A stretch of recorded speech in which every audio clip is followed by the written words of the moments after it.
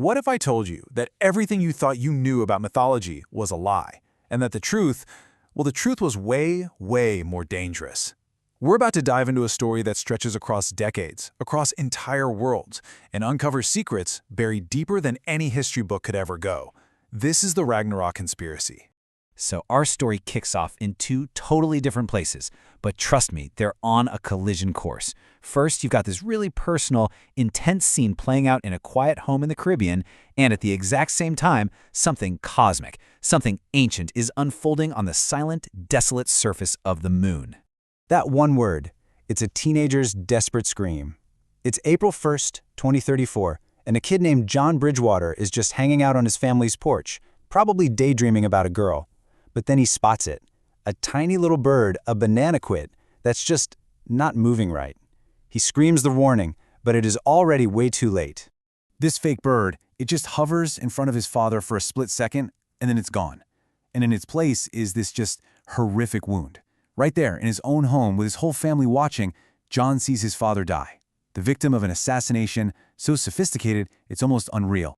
The aftermath is just brutal, and it's described with this chillingly specific detail.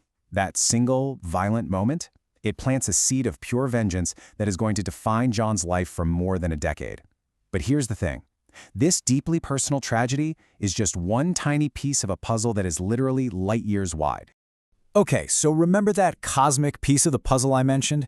Let's jump forward now, to the year 2047.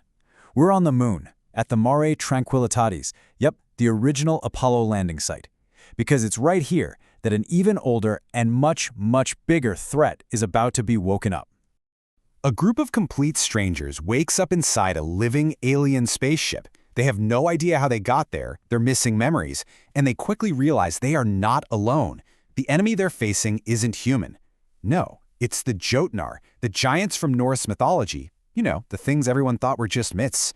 So here's the kicker. A street-level assassination in the Caribbean and a cosmic horror story on the moon are somehow connected? So how on earth do these pieces fit together? Well, they're all tangled up in this massive web of secrets. A conspiracy that's been hiding in the shadows, pulling the strings of world events for nearly 100 years. And just look at the sheer scale of this timeline. The key moments are scattered across almost a century. You've got the Apollo era, a secret meeting in the mid-21st century. This isn't just one secret we're talking about. It's a whole legacy of them. This is where a guy named Robert Gottschalk comes into the picture. He's a forensics student, right? And his wild dissertation idea takes him to the original moon landing site. But he doesn't find history there. He finds carnage, mutilated bodies, a completely destroyed lander. He realizes that one small step for man was actually a horrific tragedy that was completely and deliberately covered up. And the people behind the cover-up? It wasn't just NASA.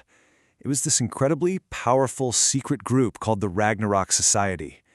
For generations, people like Bjarne Fjeldstad have been manipulating everything, preparing humanity for a war against an enemy that most people don't even believe exists. And that really is the central question, isn't it? What did they find on the moon back in 1969? What truth could possibly be so dangerous that it requires assassinations, cover-ups, and 100 years of lies to keep it hidden? I'll tell you this much, the answer is going to redefine humanity's place in the entire universe. So what is this massive secret? Well, the answer lies in a world where science is so far advanced, it's basically indistinguishable from magic. This story is just a perfect example of a genre called myth punk. In the world of the Ragnarok Conspiracy, the Norse gods were 100% real. But they weren't, magical beings throwing lightning bolts. Nope, they were aliens with technology so far beyond our own, we couldn't even begin to comprehend it. Okay, so check this out. The so-called gods, the Aesir, they aren't even a single species. They're a symbiotic trinity of three totally different alien races working together. You've got the Ace, these reptilian humanoid master pilots. Then you've got the who are basically the telepathic glue holding everyone together. And finally, you have the Val, which are giant, living, thinking spaceships. It takes all three working in perfect sync to create a single being that we would recognize as, say, Thor. And of course, where you have gods, you have to have monsters. But again, these aren't just mythical beasts. Odin's eight-legged horse, Sleipnir. It's a living, sentient ship. And the great wolf Fenrir, the beast that's fated to kill Odin at Ragnarok, yeah, that's a giant, ancient, and very, very angry killer robot, and it's just been sitting there waiting on the moon. So who are the poor souls caught in the middle of this ancient, high-tech war? Let's meet the key players whose lives are about to smash into each other in the most spectacular way you can imagine. The cast of characters here is just huge. You've got John Bridgewater, the soldier who's been fueled by revenge for over a decade. Robert Gottschalk, the brilliant student whose curiosity just might get him killed. Gwen, a captured agent from a Mars colony who's fighting for her home. Tequila, a teenage hacker from Manila who is in way over her head. And Bjarne Fjellstad, this old man who seems to hold the keys to, well, everything. They come from all over the solar system, but fate is about to slam them all together. You've got a soldier looking for revenge, a student chasing a conspiracy, an agent fighting for her people. They all think they're living their own separate stories, but really, they're all just pieces on a board in a much, much bigger game. So what's the thread that's going to pull all these different lives together? What single world-shattering event could possibly unite every single one of them? It's a conspiracy built on the secrets of that 1969 moon tragedy. It's being powered by the ancient technology of that secret society.